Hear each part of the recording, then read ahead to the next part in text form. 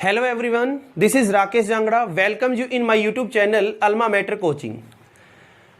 आजकल आप लोगों को पता है कि एसएससी जीडी का जो वैकेंसी है वो अनाउंस हो चुकी थी और उन्हीं के प्रिपरेशन स्ट्रेटेजी के बारे में मैं आज आपके लिए एक वीडियो लेकर आया हूं। इस वीडियो की प्रिपरेशन स्ट्रेटेजी के बारे में डिस्कस करने से पहले मैं आप लोगों से एक सवाल पूछता हूं। क्या आप लोगों के पास एसएससी जीडी में लगने के लिए कोई विशेष वजह है? क्योंकि बहुत सारे बच्चों का स्वप्न होता है कि वो अपना समाज में एक ऐसी अच्छी जगह पे एग्जिस्ट करें, या फिर कई बच्चों का इंटेंशन होता है कि मेरे को मेरे माँ बाप का नाम रोशन करना है, या फिर किसी बच्चे के दिमाग में और भी बहुत सारे डाउट्स होते हैं। तो आपके पास भी एक जेन्युइन वजह होनी चाहिए, और जिस दिन आपकी ये वजह आपके पास होगी उस दिन आपका सिलेक्शन श्योर है।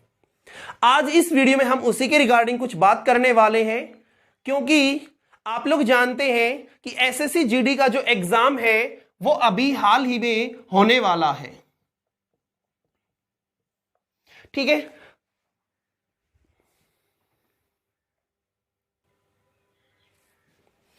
तो इसके अंदर मेनली 4 सेगमेंट होते हैं। पहला होता है मैथमेटिक्स, दूसरा होता है रीजनिंग, तीसरा होता है जनरल हिंदी, और चौथा होता है आपका जीके या जीएस। प्रत्येक जो सेगमेंट है वो 25 मार्क्स का है, और प्रत्येक का जो वेटेज है वो 1 मार्क्स पर क्वेश्चन है। राइट, अब हम बात करते हैं इसके अंदर टोटल जो वैकेंसीज हैं, टोटल वो है हमारे पास 25,271, 25,271। अब हम बात करते हैं इसके अंदर मेनली 4 सेगमेंट्स होते हैं। 4 स्टेप्स के अंदर किसी भी एक बच्चे का सिलेक्शन होता है। पहला आता है इसके अंदर रिटन एग्जाम। रिटन एग्जाम आप लोगों को देना होता है। सेकंड जो चीज होती है रिटन एग्जाम के बाद वो होता है फिजिकल। फिजिकल में आपका पीईटी और पीएसटी, ये दोनों एग्जाम्स होते हैं। इसके बाद में जो थर्ड आता है वो होता है मेडिकल,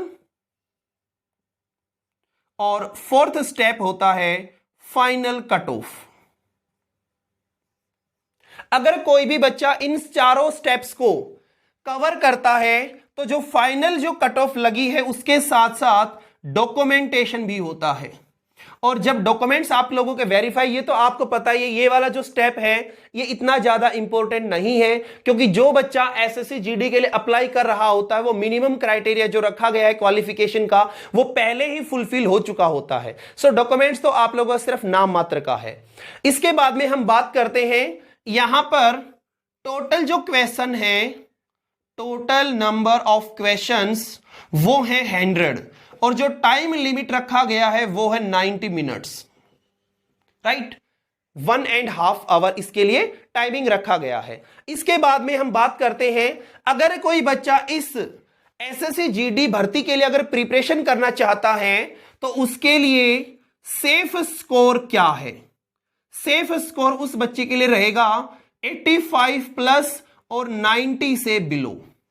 आप लोगों के अगर 85 प्लस मार्क्स आते हैं लेकिन 90 से अबव भी नहीं होना चाहिए, क्योंकि आप लोग जानते हैं एसएससी ने ऐसा बहुत बार किया है कि जिस बच्चे के मैक्सिमम नंबर आ रहे होते हैं उनको उन्होंने कट ऑफ में इंक्लूड नहीं किया था। तो आप लोगों का जो सेफ स्कोर है वो 85 प्लस टू 90 तक का रहेगा। इसके बाद में हम बात कर लेते हैं कट ऑफ एनालिसिस कि इसका पिछले साल कट ऑफ क्या रहा था, इस बारे में और बात करते हैं। तो अब हम बात कर लेते हैं कट ऑफ एनालिसिस के बारे में। एसएसएफ एनआईए के बारे में हम बात करते हैं। एसएसएफ के अंदर मेल और फीमेल के लिए, और एनआईए के लिए हमने मेल का यहां पे कट ऑफ लिखा है। इसमें आप लोगों मैंने अभी बताया भी था कि इसका जो कट ऑफ है वो बहुत हाई रहने वाला है, क्योंकि यहां पे आप लोग देख पा रहे हैं कि 80 तो सिर्फ एसटी का था, बाकी तो 83, 88 तक कैंडिडेट्स जो है स्कोर कर पा रहे हैं। तो यहां पे हमारे लिए सेफ स्कोर 85 प्लस ही रहेगा। सेकंड अगर हम बात करते हैं फीमेल्स के लिए, तो आप लोगों का ये जो है 75 प्लस भी अगर आप लोग स्कोर कर लेते हैं तो भी आप लोगों के लिए अच्छा बेनिफिट रहेगा। इसी प्रकार अगर हम यहां बात करते हैं एनआई के लिए, तो ये हमारे पास बहुत ज्यादा हाई कट ऑफ रहने वाला है। तो इसलिए मैं आप लोगों से यही कहूंगा कि आप लोगों के पास एक जेन्युइन वजह होनी चाहिए और उसी वजह के लिए आप लोगों को अपना प्रिपरेशन तैयार करना है, राइट। अब हम आगे और बात करते हैं।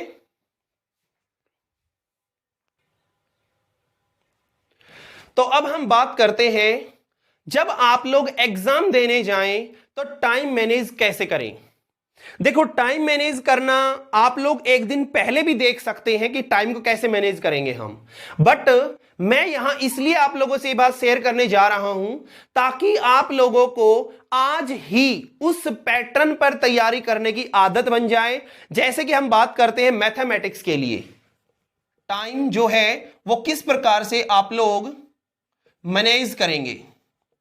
तो अगर हम बात करते हैं मैथ्स के लिए, तो वो होता है 25 मार्क्स का। तो आप इसके लिए जो टाइमिंग है वो 25 टू 30 मिनट का समय जो है आप लोग एग्जाम में पेपर सॉल्विंग पर लगा सकते हैं। 30 मिनट से एक्सीड आप लोग नहीं कर सकते, इसमें इससे ज्यादा आप लोग टाइम जो वो नहीं दे पाएंगे। अगला जो स्टेप आता है इसमें वो होता है रीजनिंग के लिए।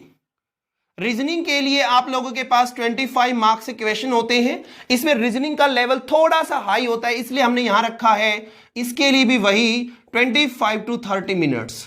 आप लोगों का जो ओवरऑल है 1 आवर, वो इसमें अगर आप लोग लगा देते हैं, बाकी बचे हुए सब्जेक्ट्स आपका जो है हिंदी है, आपका जो जीके है, इनमें भी आप लोगों के 25 क्वेश्चंस आते हैं और इसके अंदर भी आप 15 मिनट्स के अंदर ये काम कर सकते हैं। मैंने आप लोगों के लिए 15 मिनट्स इसलिए रखा है क्योंकि आप लोगों को सिर्फ क्वेश्चंस को रीड करना है, जस्ट रीड करना है क्वेश्चंस को, इसमें कोई सॉल्यूशन वगैरह नहीं है।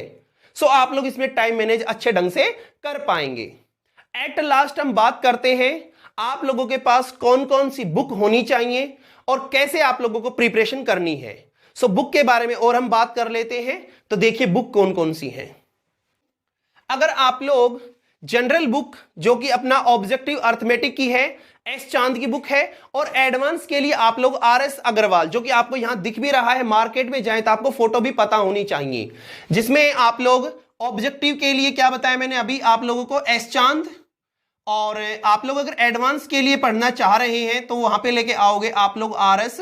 अग्रवाल। ये दोनों ही बुक ऐसी हैं जिसमें आप लोगों का सिलेक्शन होने के चांसेस बहुत अच्छे हैं, क्योंकि इसके अंदर सभी प्रकार के क्वेश्चन सोल्व किए हुए हैं, हर टाइप का सवाल इसमें सोल्व कर रखा है।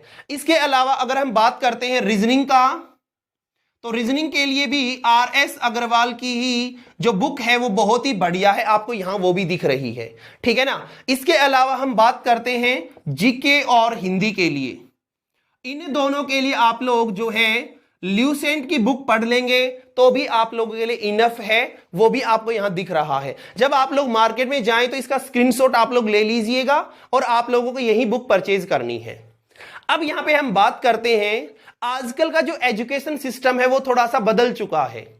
मोस्ट ऑफ द स्टूडेंट चाह रहे हैं कि हम ऑनलाइन प्लेटफॉर्म पर अपना जो एजुकेशन है, ऑनलाइन प्लेटफॉर्म पे जो हमारा कोचिंग है वो पूरा हो, जिसमें आप लोगों को प्रैक्टिस सेट भी मिल जाए, जिसमें आप लोगों को अच्छा खासा टाइम मैनेज भी हो जाए, है ना। और इन सब चीजों को कवर अप करने के लिए आजकल YouTube के ऊपर बहुत सारे चैनल हैं। तो ऑनलाइन प्लेटफॉर्म में अगर मैं बात करूं तो आपके लिए बेस्ट रहेगा एग्जामपुर, वाईफाई स्टडी। उसके अलावा आप लोग उत्कर्ष क्लासेस को भी ज्वाइन कर सकते हैं, जिसमें आप लोगों का स्कोर है वो अच्छा खासा रहेगा, क्योंकि उन्होंने पहले भी अच्छे से रिजल्ट्स दे रखे हैं और आप लोगों की जो क्लासेस हैं वो रेगुलर चलती रहेंगी। I hope you will definitely get the job. Thanks watching for this video.